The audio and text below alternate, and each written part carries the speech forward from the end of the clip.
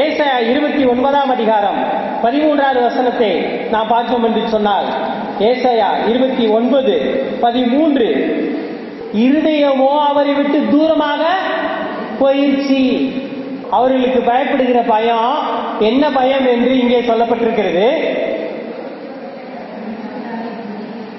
மனுஷரால் போதிக்கப்பட்ட கற்பனையாக இருக்கிறது என்று சொல்லப்பட்டிருக்கிறது.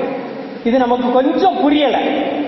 கொஞ்சம் புரியுற மாதிரி வேறு மொழிபெயர்ப்புகளை நான் பார்த்தோம் என்று சொன்னால், 98ஆம் ஆண்டு வந்த ஒரு மொழிபெயர்ப்பு இப்படியாக சொல்லுகிறது, நாம் கர்த்தர் மேல் காட்டுகிற இந்த பயம், மரியாதை இதெல்லாம் எப்படி இருக்குதுன்னா, மனிதர்கள் உண்டாக்கிய சட்டங்களை தாங்கள் மனப்பாடம் செய்யும் அளவுக்கு மட்டுமே இருக்கிறது. இது கொஞ்சம் புரியுதா?